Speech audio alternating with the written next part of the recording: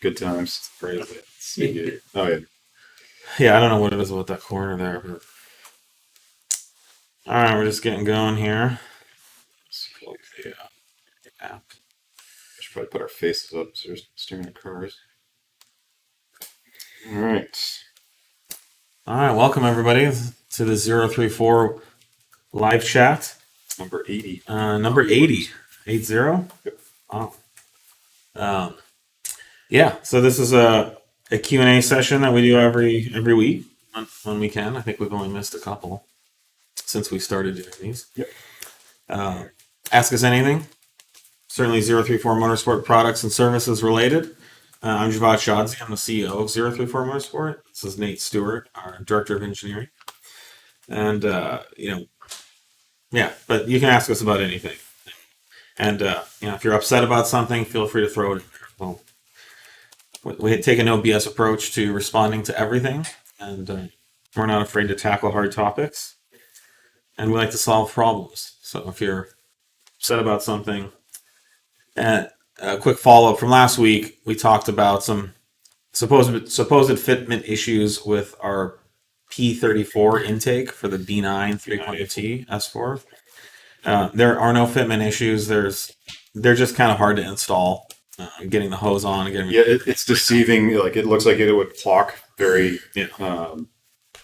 As far as orienting the silicon hose, it seems like it's very straightforward, but it's actually pretty. There's like one way it fits, and yeah. Other than that, it gets all of a sudden way off, just a couple degrees out of rotation. You have to have some patience with it. You have to mess with it to get it in place. But there was one particular customer who was very upset and said that it wouldn't fit right. And so we've since advised him. But there was a few other customers that looked like they had never gotten everything to fit correctly. And so everything was not sitting correctly in the engine compartment. And hopefully those customers have been able to follow our updated instructions and get that installed. So we added some more steps and details to the instructions to make it more intuitive. And unfortunately, some people don't read the instructions. I think that was probably the biggest issue here. So if you did read the instructions, it's very doable. But anyways, so disaster averted. No need for any cover-ups on this one. And, we're moving forward. So we were accused Recall of the black helicopters. Yes, we're No need for dirty tune. yeah. No, No dirty tunes. no dirty tunes needed. Yeah. All right, so we got questions rolling in. Let's jump into it. That was just a general notice. Yes. And another little bit of housekeeping is we came out of our Black Friday sale a week ago, Monday, and so we did our biggest month ever. We're very busy, and so we were very overloaded in our email system with our customer service team. So we're currently endeavoring to reply within 3 to 5 business days for initial responses. We will reply to every email. If you don't get a response within a few days, it doesn't mean we didn't get it. We do respond to every email that comes in. And we try to respond to them in the order that they're received. These are temporary delays that should be resolved, by January, in 2 or 3 more weeks. We'll work our way out of this hole. But when you get X number of orders, you get X amount of customer service activity with it. And so when your order volume doubles in 1 month, then so does the customer service volume, even though you still have the same amount of staff and resources dedicated to it. So we apologize for that. And we are responding to everyone. Our teams are working overtime, so we're doing our best to get through this. And we actually did hire some seasonal staff, which we will likely keep. Yeah, we're just growing. Right. All of our customer support guys are getting overtime right now. Yeah. So, and I know, even my weekends, I know the marketing team, we end up doing customer service all hours of the day because we like pain. Okay. Someone's asking, can I flash my 2022 S5 without breaking in engine? Also waiting on 034 intake. When you buy a new Audi, they give you no instructions on breaking it in, and I really don't think any are needed. My break-in technique has been to buy a new car and drive the fucking shit out of it, which is what I do to every car I drive, no matter whether it's new or old or whatever. And I've never had a problem with any of my engines. In fact, usually the cars that I drive from new have very good compression and leak down and actually make a lot more power. Yeah, historically, it's actually worked out really well here to just drive it. I mean, sure, maybe your initial oil change is on the short side for the first change, but if you want to be extra careful. But other than that, as far as driving it and the way it's driven, we've always kind of... Yeah. An engine that's properly built should break in within a few seconds, really. There's a new cylinder bore has a crosshatch purposely put in it that acts as an abrasive on like a file to the piston rings that are new. So the piston rings are not the same shape as the cylinder. Now they're both practically perfectly round for all practice, as far as the human eye could see. But when you look closer, the two surfaces do not conform to the degree that they should to give you a good seal. And so the piston rings where the cylinder is smooth and the cylinder walls where the piston rings to the right shape. And so if you've ever used a file, how easy it is to remove metal. And so if you drive your motor for a few minutes and it's at an average of 2,000 RPM, that's an incredible activity and movements of those two surfaces interacting with each other. So engines don't take days or weeks to break in. I think if they're built improperly, they could take longer to break in. But typically, those engines will never break in properly. And so what I found is, we've done leak down compression tests on a brand new motor that's never been run, and the numbers are terrible. And we started it and ran it for like a minute, revved it up and down, put some load on it, shut it off. Perfect compression and leak down. And you can see even like after like a minute. Yeah, it doesn't take long at all. You'll have, and these are on like one-off built motors, which are, let's say, depending on tolerances and repeatability, but not going to be the same as a factory that's making millions of motors. No. So yeah, maybe one or two cylinders might take a little bit longer, but we're talking minutes, not days, hours, thousands of miles kind of thing. And there's a lot of voodoo and snake oil around breaking engines in, and people are pulling out bath salts and things. Oh, and it also comes back to one of those things like the OEM has like Audi, Volkswagen, whoever has full control over the motor, what kind of power can be delivered, and how it knows the mileage, it knows all the conditions the motor's operating in. If there was a strict, you have to do this braking procedure for a new motor, it would be programmed in the ECU.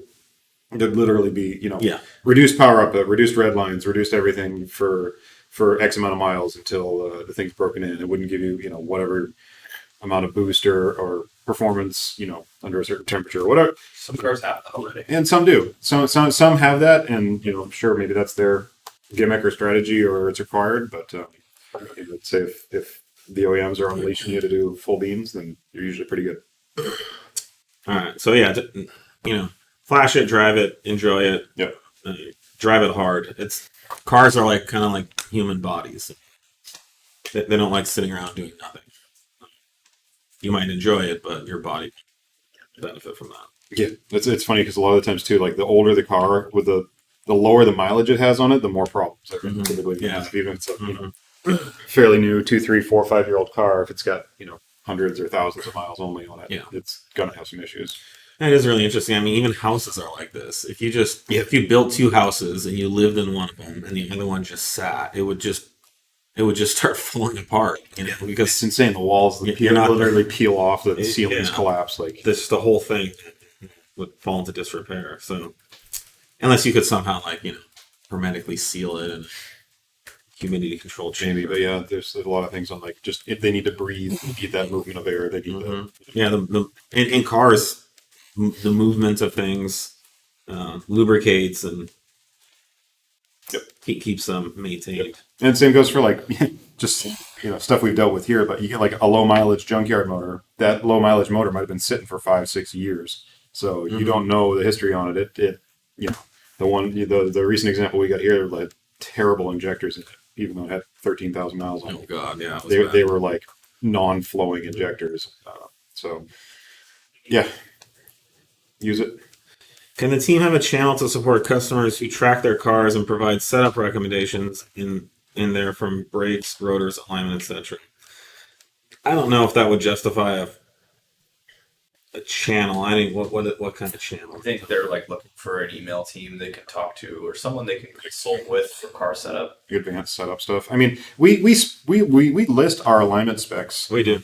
on our website for products that'll benefit or play a part in that. So beyond that, to recommend brake setup and that kind of thing, that's going to be so track, vehicle, and driver specific. That's a really tough one to kind of blanket cover. You can ask questions in our customer support. Yeah, group. we're happy to let you know what's worked for us. Yeah, customer support group's a great place. Yep, That's literally what it's for. So, MQB S34 Shipping ETA. Did we get one of those? Oh, yeah. I think we're still working on providing a.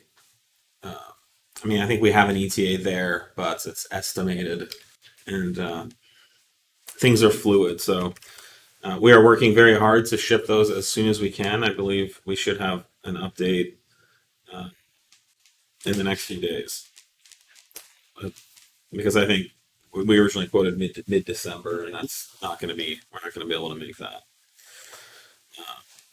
Should I be afraid to launch my B9 S4 with a tune? I'm always worried about something snapping.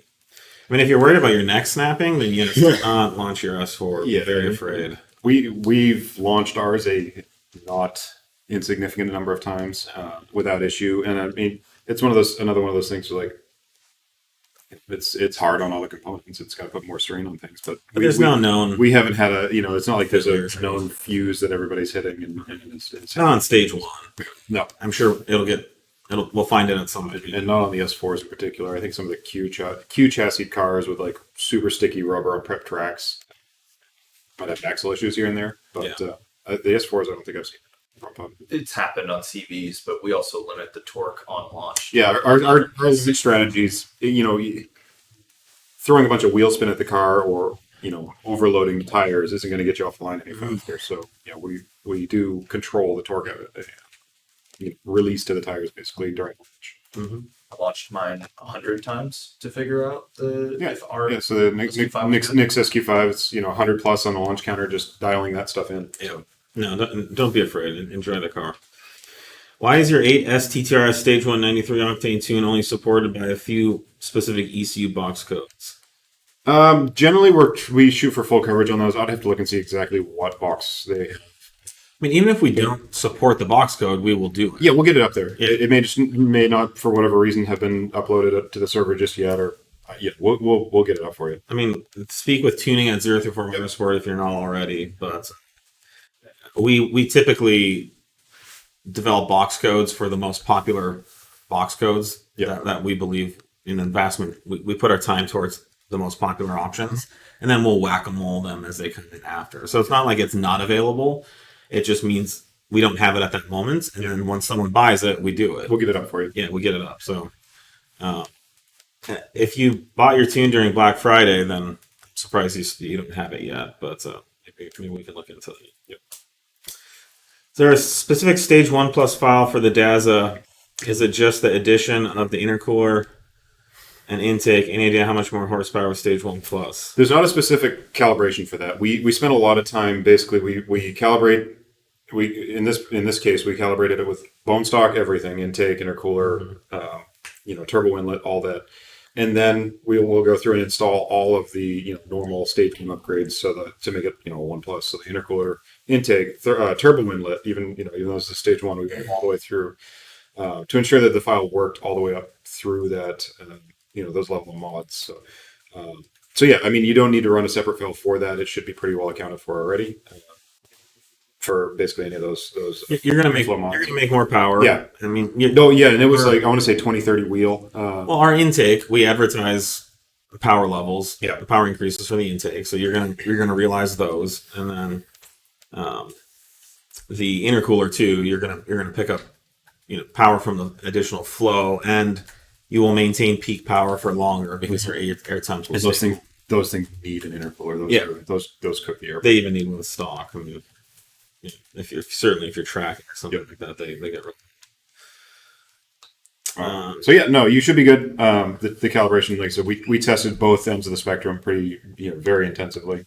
For the B9 S4 tune, we did specifically dyno it with the intake and intercooler.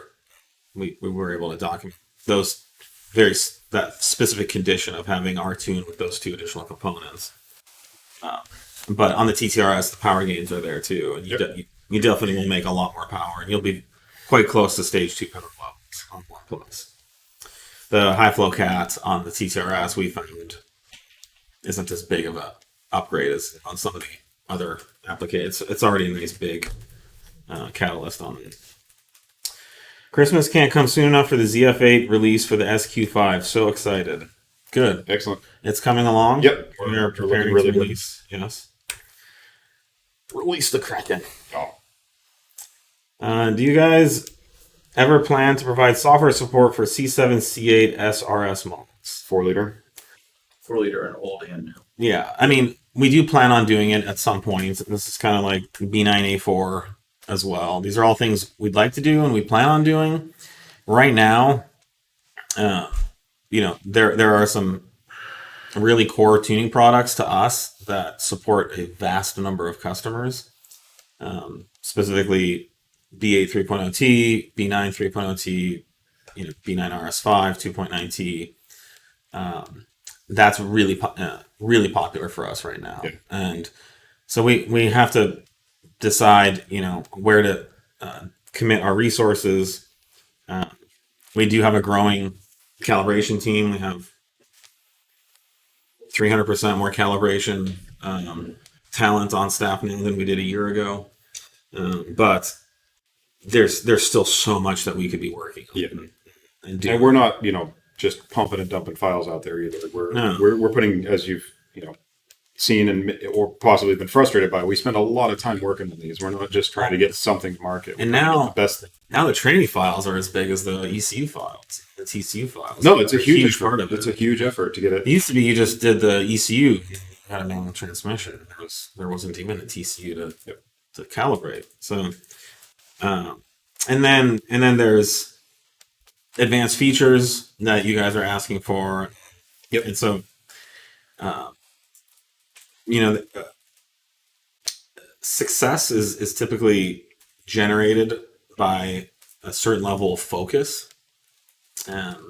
If you want to be really good at a sport, probably good to specialize in one sport instead of playing 8 sports and not doing any of them well. So that's kind of our challenge is, do we want to be supporting 10 different tunes, sort of okay, or do we really, want to get fit, we want to be the best in the world at, 3 or 4 tunes, and, we don't have to work on them all at the same time, it's like play soccer during the summer, you do wrestling in the winter, you can spread it out a little bit, but you do start spreading yourself too thin, and then now, we're not making anybody happy. So it's kind of that saying, the road to hell is paved with good intention. It seems like a good idea to do all the things for everybody, but at the end of the day, we can only do a few things really well, and we want to do things really, really well. But we also don't want to be a one trick pony either. Yep. So I think we have a good broad-based support over a large number of tuning applications. The 4.0T market is certainly interesting. It would have been great if we got into it like 4 years ago. Now it's that whole like dyno spectrum world over there, and then B9 A4. It seems like it's still pretty wide open. I mean, APR has a file, and I think Unitronic has a file, but still a lot of B9 A4 guys are asking for it. So. No specific ETA for B9 A4. It's something that we'd like to tackle next year in 2022, but right now B9 3.0T, B8 3.0T is, and we're focusing quite a bit on EA888 MQB tuning as well. Yep. So that's 3 huge applications with tons of potential support. Hey guys, so just checking in on the B8A platform. I know we've been in the works for getting the dynamicmilf software developed in order to get some pops and bangs on the flash tune. What's the update on the release? So we have added pops and bangs on we've increased them on the B8A4 2.0 T tune. I don't know when we'll be releasing that, but it shouldn't be too long. No. And in general, there's a B8 A4 too. I don't think he knows No. Well, we do have a B8A4 tune. that. Yeah. I mean, if you didn't know that, we have a stage 1 and a stage 2, and we have some world records held in there on a very stock car with hardly any modifications. It's a very fast, fun file, and we do full E85 support as well. There was a very vocal complaint over the past few weeks that there was We pops and bangs. addressed this in the last chair as well. And we went back and I could use some more pops and bangs. So I did see a video late last week of some pretty dank pop and bang action coming from our There was calibration much team. in the Yes. It was like popcorn. So, anyways, Yep. that's coming. Hang in there. But if you don't have our A4 tune, you should definitely get it. It's a really nice tune. Yeah, and as we kind of reiterated last week, the crackle over and stuff, we know you guys want it and like it, but we obviously spent a lot more time on the meat and the bones of the tune. And that's definitely the cosmetic features are certainly important, but may not be as top priority as the other stuff. Yeah. And we're reasonable. Like, we actually want to make our customers happy, and it's actually how we're successful. We don't succeed if we don't make customers happy. So we could be the world's biggest assholes, and all we care about is money. But still, the way that we would make lots of money is by making as many customers happy as possible. Yeah. So all you have to do is tell us what you think. If you'd like more pops and bangs, let us know in a calm, logical manner. Yeah.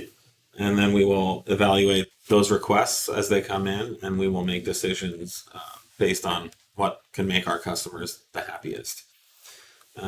But, flaming us, trolling us, accusing us of all the kinds of stuff, we really have to work hard to see through all that stuff to see what the actual... The longer you can make your argument, the sooner stuff's going to happen. Yeah, tantrums and things, they're not going to work nearly as well. Yeah. Just It plead your doesn't have to case. be an argument. You're not here to fight anybody. Right, no.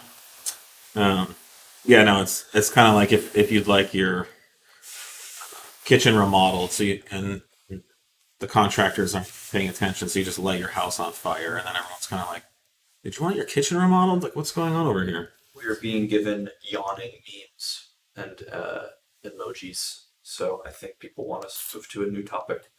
Okay. Yep. There's a lot. Are they just trying to be like ironic to like what I'm talking about? Exactly. It's a good question. I think you're just trying to be contrarian and do the opposite of what I'm saying. So maybe I should keep talking about it longer. No, there's also lots of other... If we're boring you, please go to some other channel. Like, seriously. We're trying to be entertaining, but there's probably some really good stuff on TikTok, like girls dancing and stuff like that. Way more interesting than us. Any chance of a 3.0 T tune for the 4M Q7 with the supercharger V6? Very low on the priority list. So I'll put it that way. We can flash those. That would be a good one to do. But they're an older ECU. It's not. It doesn't port over to the same as the calibrations we have. Already in the works. Yeah. Off the top of my head, I've had 3 people ask. They're just like really nice cars. They just need like 500 horsepower. Yeah. Not disagreeing. But I don't think there's the market's big Yeah. enough to justify the effort. That's If it was just a couple tweaks, if it shared like on the software it's a whole- architecture of the the S4s, S5s, and the Q5s, no problem. Yeah, we'll roll that in. But they're kind of a different beast. are you guys going to give us an option to do flames or even louder cracks and bangs for B9 3.0 T? The advanced launch control stuff you'll probably see some of that when that comes out. So yeah. And only for racing. Yeah, we're not gonna pump that through stock equipment. B9.5 S5 Stage 1 sometimes start stop unselects itself randomly. Not like an issue, but was curious if that was normal. I'm gonna assume that's through restarts, and we do our best to try and set it to be a remembered state, both for that and for the dynamic, where we can. But yeah, I'm gonna say like right now, a lot of the VAG stuff is tough to get to leave in one state and stay there when you start it up. Even in some cases, it'll be like, yeah, you're in dynamic, but it's not actually full dynamic until you cycle back into it again after you start the car. So it's tricky. That's generally all OEM kind of, just the way it's set up from the OEM. So we do what we can to kind of lock it where you left it. But. Have we, is that normal? I guess that's what he's asking. Is that? No, it should hold memory. It should hold memory for sure. That's odd way. So it's not normal. It's not obviously a bad. It's nothing. I instructed him to email it. Dangerous. But yeah, shoot us an email and we'll look into it. As far as we know, that's not normal activity. For the Golf 6R, do you guys offer software for other Octane besides 91? Your site makes it seem like you only do 91. We have software for those for 91, 93, and 100. I actually just checked on this. So generally, if you're missing an Octane or you want something different than what you might see on the site, hit us up. Do we need to update the site? No? I believe it's all there. We can certainly Make it The down. problem is I don't think we have the dyno. We'd have to get a vehicle in to do a full suite of data Well, if we collection. don't have the dynos, that's fine. As long as say we support it. Yeah. leave that one there. Don't delete it. I'll Okay. make a note for that later. Yep. All right. B984, I talked to Yeah, you we about. talked about that one. Do you think the B8 S4 would benefit from performance camshafts? Yes, it likely would, and that is something we're looking into. And that's all we're going to say right now.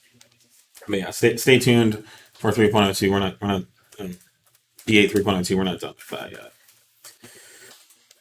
Can you run 91 octane on a 93 octane tune if you're in an area where you can't find 93?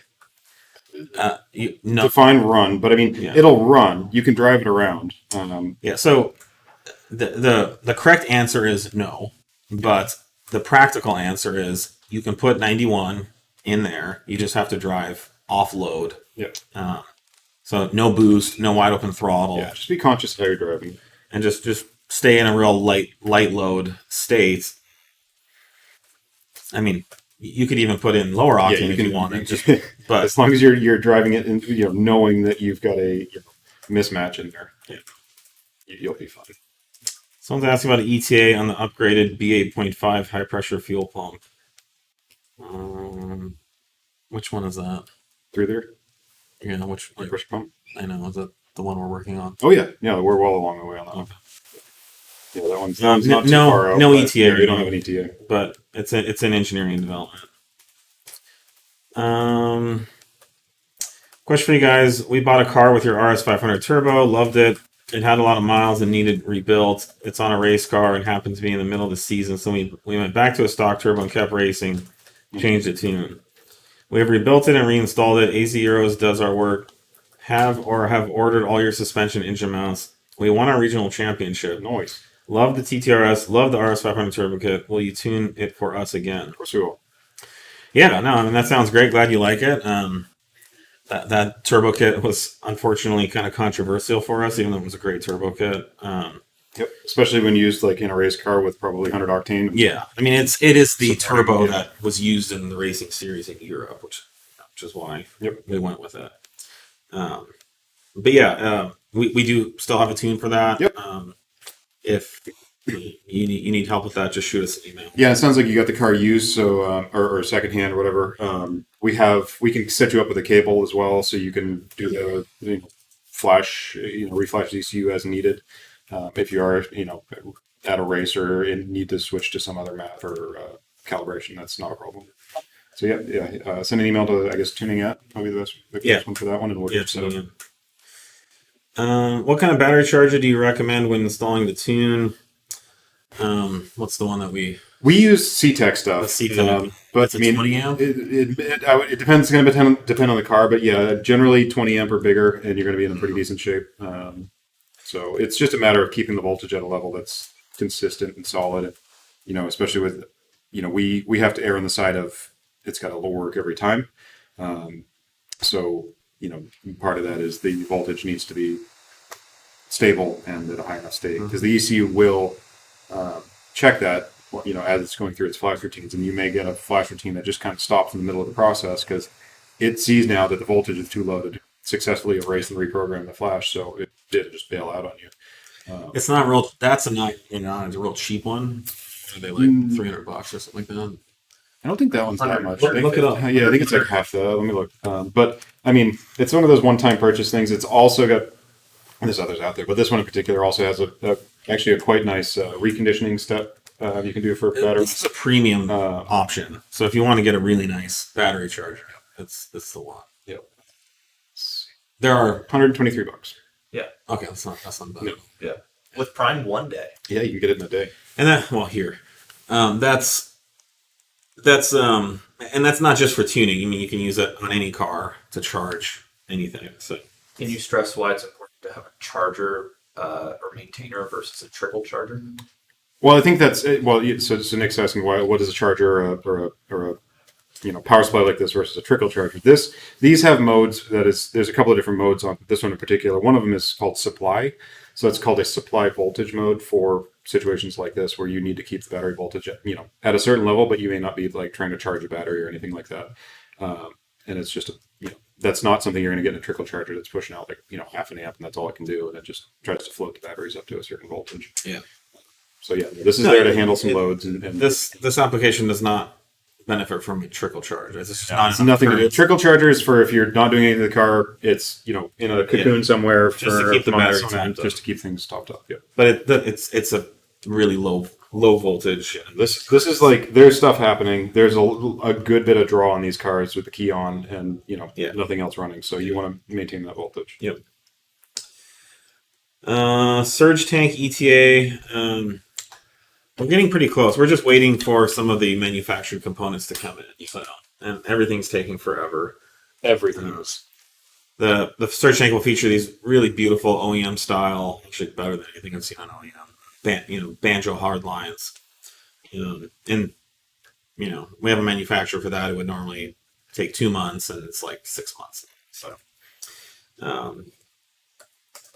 you know, and admittedly, this product has taken a lot longer to get to market than we actually talked about it. Frustrating one. Yeah. We talked about it like 80 live chats ago. So Yep. I think you're right. We probably demoed it 80 plus. yeah. Will you be making IS-20 to IS-38 swap tune? Yep. So it's like Mark 7 GTI, and you know, A3s and Jettas. Anyway. Yeah, we'll have a IS-20 to IS-38 path. During the life of a car, is there a point where you would not recommend a tune and leave the car stock? A friend has an 8S TTS at 71,000 miles and has had some issues with some gaskets, water pump, and is concerned tuning a car with issues arising. I would say no. The maintenance issues that he's having are a huge problem, whether the car is stock or tuned. Yes. So those need to be addressed. Certainly, tuning the car can aggravate some of those issues. Won't necessarily make, you know, the engine gaskets leak more. However, you know, if you have hoses that are in disrepair or clamps that aren't as tight, it's very normal to flash a stage 1, go out and drive it the first time, and pop it. You get that, or you get misfires now because your ignition system's not up to spec. Or, you know, there's a number of things, but it's not that the tune is harder on, I guess, the stock stuff. It's just, you know, we designed these to work within the parameters of what all the stock hardware can do for many years. It's just that a vehicle that's, you know, in disrepair or, you know, needs some TLC, it's going to be further highlighted with this. This is kind of like if you go to your doctor and you say, I'd like to start exercising, but I'm super out of shape. You know, what should I do? It's like, get in shape and exercise. So, you want a car that's tuned. It's way more fun to drive. It's a more enjoyable living experience. So, fix your maintenance issues and tune the car. Yeah. And 71,000 miles is nothing to worry about. That's like practically. There's that motor in particular. There's some maintenance things you want to have done. Injectors you'll likely want to replace if they haven't been already, and just ensure it's up to snuff mechanically. But as far as like the bones of the motor, there's no reason that you can't triple, quadruple, whatever the mileage on that and not have any problems. And if he wants to, flash the car and then work with our support team, he can do some logs and we can look over them to make sure the car is running safely. As far as like clogged injectors, if it's running lean or rich or something like that, or air temps or whatever. So, but no, I would say live your best life, do the maintenance, and a maintained car is going to be so much better for you every which way. Not just tuned. You're going to like get to places you start out for. You're going to like breakdowns. Yeah, you don't have unknown breakdowns, and we've talked about this before. Getting a tune is not a fix for hardware problems, so you need to get maintenance up to stuff. But you should do that no matter what. About a stage 3 Audi A4 clutch. I'm waiting for it to arrive. I am anxious. Okay. Well, hopefully that's good anxious. Hopefully you're excited. Thank you. I'm sure the fulfillment team is working on getting that to you as quickly as possible. Are adjustable front sway bar end links necessary for a daily driven car with a modest drop on coilovers? I mean, they're not necessary. Most of our sway bar end links are adjustable, which allows you to remove any preload. Can certainly make installing the sway bar easier.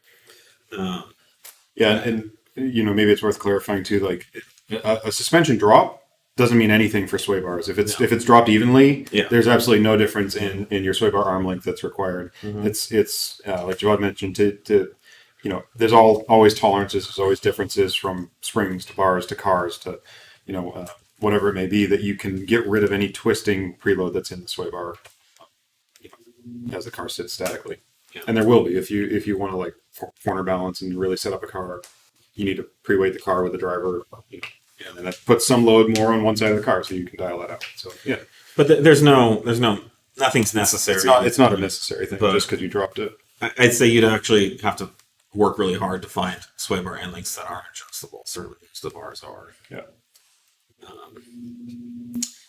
Hey guys, all the way from Australia. Will replacing the top strut mounts at the front with your 034 Motorsport ones be a rougher ride or make any noise? Highlighted. I have a Mark 7 GTI. I'm replacing the shocks with a Bilstein coilover setup. I'm not sure. We offer several versions, but I think he's talking about just series. Yeah, neither of them should or will make noise, increased sounds or noise. So they're both rubber insulated from the chassis, and there is no slop play in those mounts. Our track density mounts are basically like OEM but stiffer, and the center metal sleeve is vulcanized to the mount, unlike the factory, which can slide and squeak. So ours is actually much quieter than the factory. Honestly, I've never noticed additional NVH with those. Sometimes customers say they have a little bit. Yeah. But those, there's not a lot of NVH generated by the strut mount. Even if you have put solid ones in there, it's pretty. And it's going to be a little tricky in your case too, where you're going to a whole different spring and strut package. Springs can actually make quite a lot of noise, depending on how they're set up and what the stack looks like. Generally, I'm guessing the H&Rs usually have a helper set. Those can make noise if you go over big undulations, they unload and then recollapse time to time. So, the strut mounts themselves, like I said, they're fully isolated. They're basically the same design principles as the OEM, just with our own spec of materials. And then our Dynamic Plus camber mounts, fixed camber mounts, also have a density rubber bushing, which isolates. Those have, I would say, NVH that can be noticeable. Yeah, your spring is certainly more, in contact or in tune with the body, because your spring itself has a much harder bearing on it, but the strut is still very dampened. And Nate's right. By far in this scenario, your change of suspension is going to dramatically change your ride stiffness and NVH. how you feel the road and things like that. So compared to the stiffer suspension you're putting on, neither of these I don't think will compare. Yeah. So I would wholeheartedly, enthusiastically recommend either. But if you really want to improve the car's handling, our fixed camber modes are the way to go. That additional camber really transforms the way the car drives and gives you substantially more grip in the corners.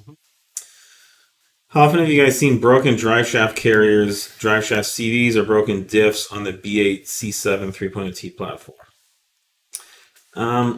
Definitely broken diffs seems to be kind of a thing. Very, very sporadic. I'd say, yeah, it's really light on these. I see more in the 4-liter C7 stuff for the diffs. Not a lot on the B8s. The more torque there is, the Yeah. I've seen them in European markets. You just wait over the rear. And it's going to depend on what, the what diff you've got and obviously what conditions you're in, but they're pretty solid. I mean, I think the biggest issue here is that the drive shafts aren't maintainable. So eventually the drive shaft supports fail. There's some rubber decomposition in the drive shaft carrier that actually we talked about last week. CVs and stuff, it's going to be, are your boots in good shape? Are they holding up? Those things are pretty stout. Yeah. Tuning options via Apple products. Like I'm assuming they're talking about flashing. Yeah, it's something we talk about a lot. I don't have anything to give you right away, but it's Nothing right now. nothing right now.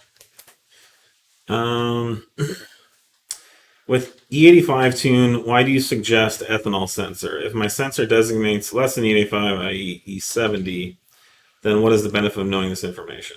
Well, you definitely need a sensor. I mean, that's like why have a gas gauge unless it reads empty or full? Right. You've got a certain set of parameters that you want to make sure you're driving the vehicle within. There are pumps that will have really low ethanol content sometimes, and that's something you need to be aware of. Yeah. So let me list two conditions. One, if you have if you have gasoline in your tank, and you're close to empty, and you fill your tank with E85, that's great. But that doesn't mean there's E85 in your injectors, which are up in the front of the car.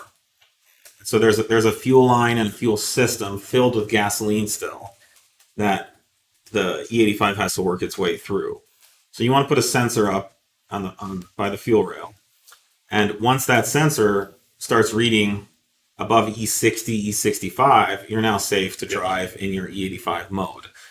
So you won't know that you actually have ethanol going into your motor unless you have one of these gauges. The other issue that Nate mentioned is, the pump people could screw up. There might just be gasoline in the ethanol pump, or it's happened here. We had a pump in San Jose, a station in San Jose that completely missed the fills. It could be E40, at which point you shouldn't drive the car. So our recommendation is that as long as it's E60 or above, then you're okay to drive on your E85.5. Yep. So it's really not, it's not knowing whether you have E70 or E85. No one cares about that. It's for the reasons I listed, and that is why we recommend. Otherwise, you're just guessing. And sometimes on Facebook, I see people say, when you put E85, you have to wait a half an hour. Well, how much do you drive? You might have to wait 10 minutes. It's after a 3 days. Yeah. I mean, the amount of time doesn't dictate whether you have E85 in your injectors. An ethanol sensor determines if you have E85 in your injector. So, all these kind of anecdotal,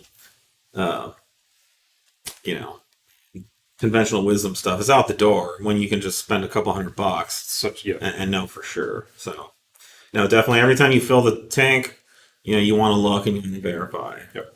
You want to know that there's E85 going in your cylinder, and you want to know that it's at least E60 or above. And even E100 is not great either. No, and that's the other thing is it goes both ways. There's stations that are way on the high side for ethanol content, which can cause issues. Well, you could run lean. You start running out of fuel. Yeah. So, I know there was talk. Was 034 still going forward with a newer data logging system for everyone? we're continually updating it. Yes, both on the ECUs themselves and what we are doing and able to do with the ECUs.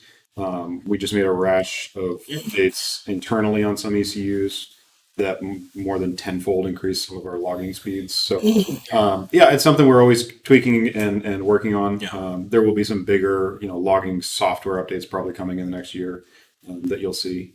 But again, these are mostly tools for us to use to diagnose your vehicle. So generally the updates come as we need them to help assist in ensuring your tune's doing what it should be doing on your vehicle.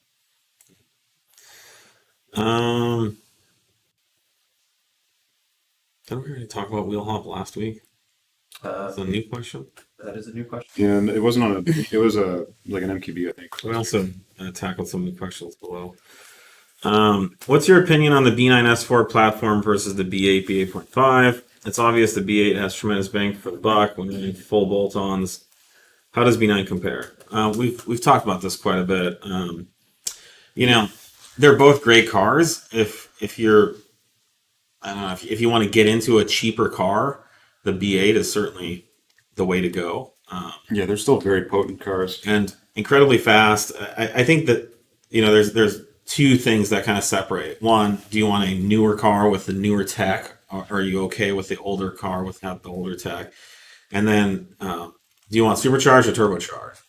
Audi kind of did us a favor in this regard, where you have two cars, back to back with very different force induction techniques that have their own distinct advantages and disadvantages. If you want that kind of neck snapping throttle response, you're only going to get that with the B8 S4. Yeah. That supercharger and that motor combination will break your neck. When you whack that throttle at 4,500 RPM, it's violent. The B9 S4 will never do that. It has a turbo, which has lag.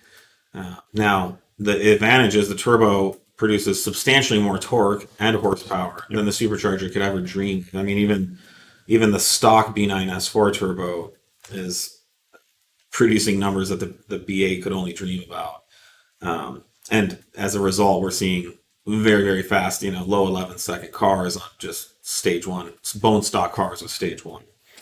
Once those cars get into stage 3 hybrid power, it's going to be routine seeing, low 10-second cars, streetable, setups, stuff that B8 S4s can only dream about. But if you're looking for 550 horsepower and you want incredibly fast throttle response and you want to get into a car for less than 35 grand, then the B8 S4 is the way to go. But they're both great cars. I say the drivetrains are similar, the suspensions are similar. Yeah, I mean, one's DSG, one's not a ZF8, but you'll be pretty surprised what we're going to be releasing here, I think, with the ZF8 stuff in the B9, so we're closing that gap. The ZF8 is actually not a disadvantage. No, it's just a different tech package, different transmissions doing things differently, but accomplishing the same, very similar results. I remember in 2017, there was a large group of people that were predicting the end of Audi tuning with the ZF8. Oh yeah. Well, that's sorry guys. DSG's gone. These cars will just be good for groceries and getting, and no, they're very fast, incredible, fun to drive cars with all the right tuning. So yeah, no, it's good. Stage 3 for the B9 platform, yes, that's something we're actively working on, and look for something exciting. Literally calibrating that, right now. Look for something exciting early next year, which is only 2 weeks away, apparently. Thoughts on the best way to eliminate wheel hop on launch control for B9 S4? Is that a big issue on B9 S4? It does happen. I noticed mine. That's going to be tough because that's so traction and surface, I think, specific. It can vary for sure. I mean, certainly, the transmission insert, stage 1 and the stage 2. Getting rid of the free slop. We have motor mounts easy coming for that, and we'll have control arms as well. Yeah, the transmission inserts for sure. The stage 2, the little puck that goes on top of that rear transmission mount helps. The rear diff inserts. Basically, the problem is you've got these large movements that kind of just load up and then spring back and forth. And you've got tires that are doing it, then the transmission and the torsion differentials trying to counteract all of the different slips and movements. And yeah, you can get into this basically it's oscillation. And getting rid of all that large preloading of spring movement is key with those inserts. I think the other thing is choosing the right launch RPM. If you're getting a lot of wheel hop, you're probably you should be too high or too low. Barely scrubbing the tires, if best case. Yeah. So if usually it's because you're just dumping it way too hard, and that's when you get that kind of that grabbing and letting go. When are the camber caster plates for MQB coming? Those are also in manufacturing production. They will be soon. I know it won't be in the next week or two. Those are great on track too. Yeah, we completed all our testing and everything. Hang tight. They will be coming soon. But yeah, everything's just taking longer right now. Yep. Someone says Javad looks better in orange. Hashtag dynamicmilf. That's my favorite hashtag. When can we see Javad and Nick back hosting a show with matching outfits? Okay, is this like a fake account? No. Dude with an SQ5 in Maryland. It's not like your mom or something. Oh, he had his own SQ5 as well. Yeah. No, it's totally your mom. Let's see. Talk about dynamic milk. What would your recommendation be on upgraded intercooler placement? What? I didn't say anything. What would your recommendation be on upgraded intercooler placement before or after AC on Mark 7 Golf R Stage 2? Where are we? He wants to know if you should do a stock location intercooler or a true front mount. Oh, I mean, yeah, I haven't tested this, but I would be surprised if the amount of heat shedding from the AC at full load is going to be that. I mean, it's also just a restriction. It is. It does block some air. So yeah, I mean, there's cleaner air in front of it, but I honestly though, I mean, it depends on how much power you're producing and what you're doing with the car. But if you're like stage 1 or stage 2, like a good Wagner intercooler that we've used many times has no cooling issues, and it goes behind the AC condenser. And I think I don't know what the space constraints are too. If you start in front, I haven't looked at this personally, so you can get a really big intercooler with a nice frontal area, in the stock location. So there's a, like we always talk about, there's no free lunch. So that you're choosing between two trade-offs.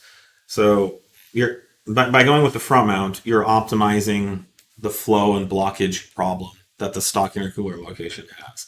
However, you're now going to a smaller frontal area. So you're relying on a longer intercooler that's narrower and thicker or deeper to accomplish the same amount of cooling. So you've now made compromises and taken steps backwards because, one, a longer intercooler flow path is more restrictive. So every inch of length of the intercooler creates a certain amount of pressure drop. And so if you go from 12 inches to 24 inches, you essentially just doubled the pressure drop throughout your intercooler. You're increasing the restriction. The other problem is when you go thicker, the second half, the back half of the intercooler, does substantially less cooling than the front half. And that's just because the back half is getting the hot air from the front half.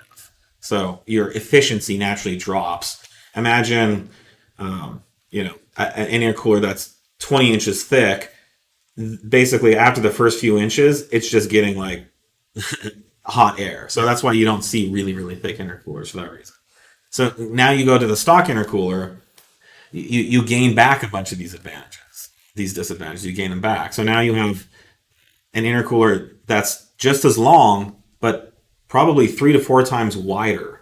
So that means you have much more flow path for the same amount of air can go through much more channels. And then the thickness is greatly reduced. So instead of being like 4 inches thick, you're now in a core that's like 1.5 inches. So the core is now very efficient. So, we see this a lot in hobbyist thinking, is that there's one disadvantage to this, so I'll jump over to this concept and only look at this single advantage without looking at any of the disadvantages that are created. You have to really look at all the advantages and disadvantages for both scenarios and then make your choices there. Unfortunately, the only way to really know this is to do testing. Lots of data. You know, and you install the one and you do your testing and you gather data, and then you install the other and you do your testing, you gather data, and then you analyze it. And then you can see where are the compromises being created and what's creating the most acceptable result that you'd like to create. All right. So unfortunately, no easy answer, but I will say like the Wagner is very good. Very tried, true, and tested. Excellent intercooler. We're working on our own as well, but I'm not sure when we'll have that. All right, we got 5 minutes. Currently on the ZF8 beta, will the C7.5 A6 3.0T be missing features when the ZF8 tune comes out? Since you guys do not currently have a CREC tune available. The ZF8 tune on these, thankfully, the updates that are coming, it's going to stand on its own very well without needing all the advanced launch stuff that we were doing in the ECU as well. They'll work together, but it will also operate, as intended without those features. So you should be quite good on the feature set as it is, and we are going to be doing more on the C3C in the future as well. We got that B9S4 one already. TTE 700 tune still in the works for stock DAZA. Yes, it is. Our car is running. We have to do some calibration, but hopefully it'll be out in the next few minutes. Lots of questions we've already answered. I know it's kind of Sure. camber caster. Roadmap for S3 8Y Mark 8 R. What's next? So we just got a car a week ago. I've been driving it, just getting to know the car, familiarizing myself with it. You can just assume that we will do our entire 034 Motorsport Dynamic Plus thing on that car. So suspension components, springs, sway bars, intake, downpipe, tuning, all the tuning options, ZTF wheels, inserts of various kinds, and the car is not that much different than the last generation S3. So you can take a look at our catalog for that, and we're going to have everything like that for this as well, and the Mark 8 Golf R and GTI and all that stuff. It would be nice if 034 added a live chat option for customer service. So we just started reusing a live chat feature on the website. So if you're shopping on the website, we do have various marketing and customer service staff that come in and out of that. It's not always available, but if it is, you'll know. We cannot do that for customer service because our customer service, the best way to do it, and this is what all other customer service companies do as well, for the most part, unless they can afford some huge call center, the Philippines or something like Amazon, is, we take customer service emails into a ticketing system, and then we respond to them in the order they're received, and our ticketing system tracks the progress of those tickets, and then when it's the ticket or the customer's concern has been resolved, we close that out, and then we also have nice documentation of that whole conversation. You'll find most companies like us, our size, do the same thing. I know. I mean, Amazon, you can hop on their customer service, and there's like a robot that you have to like argue with for 5 minutes, and then eventually, I talked to some lady the other day. I don't know where she was, but there was a rooster in the background. And I actually had similar. And then there were kids screaming, and it sounded like she was in Malaysia or something like that, in like a rice paddy somewhere. But you know what? She got me taken care of. So what are you gonna do?